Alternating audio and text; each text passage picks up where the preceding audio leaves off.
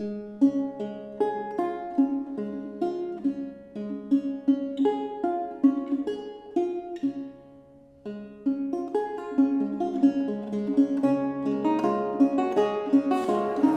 Fondation Bordeaux Université a été créée il y a 3 ans maintenant par l'Université de Bordeaux pour être une interface avec le monde socio-économique, c'est-à-dire pour monter un certain nombre de projets, de programmes qui sont copilotés par les universitaires, bien sûr, mais aussi un certain nombre de partenaires du monde socio-économique, qu'il s'agisse d'institutions ou qu'il s'agisse d'entreprises.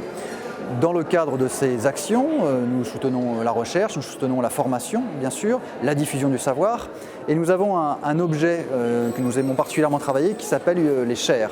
Les chaires de recherche ou de formation sont des projets pluriannuels, aidés, financés par des mécènes, privés ou publics. Et parmi toutes ces chaires, nous avons aujourd'hui la chance d'accueillir Cynthia Fleury, philosophe politique, dans le cadre de la chaire Gilles Deleuze, Métropole, Nature, Démocratie. Une chaire qui est un programme de recherche sur 3 ans. Au cours de cette chaire, un certain nombre de cours sont donnés aux étudiants, mais le public y est invité. Les séminaires de recherche regroupent évidemment des chercheurs, mais le public est également invité. Et pour cette première année, le public a répondu présent, puisque n'importe qui a pu effectivement, sur inscription simplement, venir écouter Cynthia Fleury et échanger avec les chercheurs et les étudiants. Et puis aujourd'hui, nous terminons le séjour de Cynthia Fleury avec cette grande conférence de clôture, grâce à nouveau à nos 3 mécènes que sont la communauté urbaine de Bordeaux, EDF et Sistra. Nous avons réussi à faire venir Cynthia Fleury pendant 4 séjours et l'opération sera renouvelée l'année prochaine et dans 2 ans. Pour parler de thèmes dont Fabienne Brugère et Cynthia Fleury vous parleront très en détail tout à l'heure, les questions notamment de justice environnementale.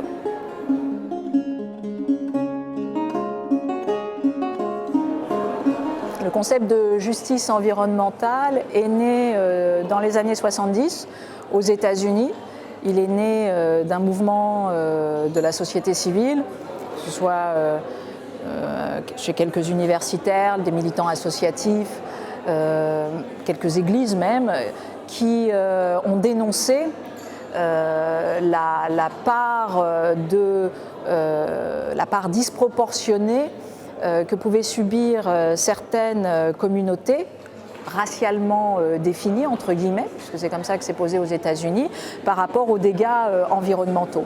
Et donc, petit à petit, pour lutter contre ces inégalités écologiques, si j'ose dire, le mouvement s'est mis en place et il a été, je passerai très vite, mais il a été à un moment donné incarné par une loi aux États-Unis sous l'administration Clinton en 1994, un executive order qui posait précisément qu'à un niveau fédéral, il y avait un critère, si j'ose dire, d'évaluation des politiques publiques fédérales par rapport à cette question de la part disproportionnée du fardeau environnemental, qui ne doit pas peser plus sur telle ou telle communauté. Et voilà, donc la justice environnementale, c'est ça, de manière très restrictive. Après, bien évidemment, c'est la lutte contre les inégalités écologiques.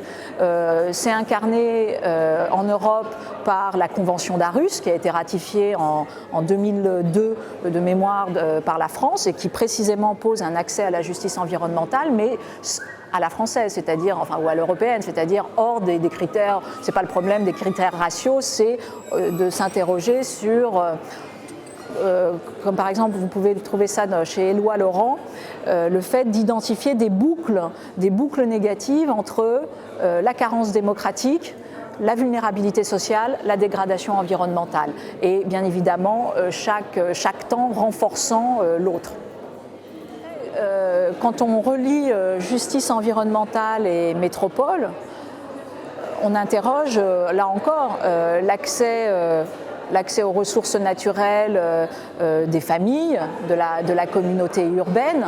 Donc c'est l'accès à l'eau, c'est l'accès à l'énergie, c'est des questions simples comme ça, mais c'est aussi les transports, c'est la question de la mobilité, c'est de la question de l'habitat, c'est de la question de la santé, comment bien évidemment le fait que Comment répartir aussi les dommages liés à la question des déchets ou ce genre de choses.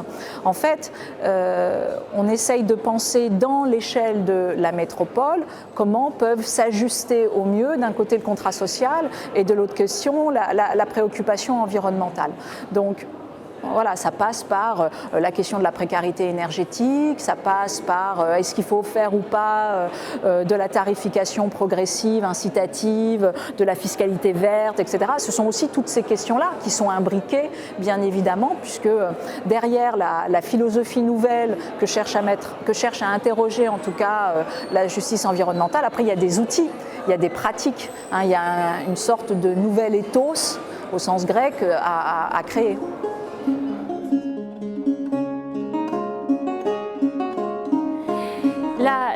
Nous avons créé la chaire Gilles Deleuze à partir de 3 concepts: métropole, nature, démocratie.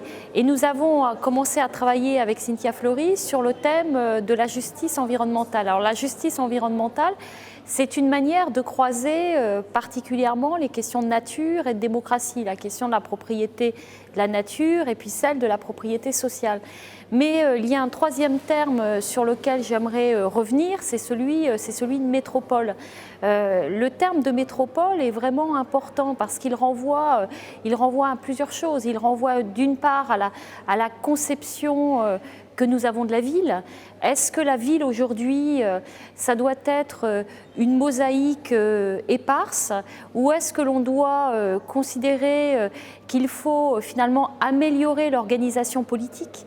Et on sait que la question politique en termes d'organisation urbaine, c'est une question fondamentale. Donc cette question de la métropole, il faut la voir par ce biais politique. Après, cette question aussi de la métropole, elle renvoie bien sûr aux usages que les citoyens peuvent avoir de la ville. Et donc la question de la métropole, c'est aussi la question des expériences que les urbains font de la ville. Et on peut dire que par exemple, l'expérience d'un habitant du centre-ville n'est pas forcément la même que celle d'un habitant du périurbain, quoique on peut être à la fois aussi du côté du périurbain, par exemple par son habitation, du côté du centre-ville par son lieu de travail et vice-versa. Donc en même temps, la question aussi, c'est celle de existe-t-il une citoyenneté métropolitaine, et peut-on penser, en particulier sur notre territoire, chaque personne comme étant un habitant de la métropole au sens de quelqu'un qui se promène en fait d'une commune à l'autre et qui d'une certaine manière est aussi un nomade. Donc au bout du compte, ça emmène aussi à la notion de nomadisme. Et enfin, je dirais qu'il y a un 3e aspect fondamental sur cette notion de métropole, c'est aussi la nécessité de faire une critique de la métropole. Parce que la métropole, ça peut aussi être une manière de renforcer des procédures de contrôle, de renforcer des règles, des normes, et de créer précisément moins de démocratie. Donc c'était important aussi de croiser métropole et démocratie pour interroger cette notion, y compris, on pourrait dire, dans ce qu'elle peut porter en termes de bureaucratie, de mainmise d'un pouvoir sur un lieu. Donc c'est un terme fondamental, et je pense que dans les prochaines années, eh bien, c'est un thème aussi que nous continuerons bien évidemment à mettre au centre de la chaire Gilles Deleuze, qui est donc une chaire bordelaise bienvenue.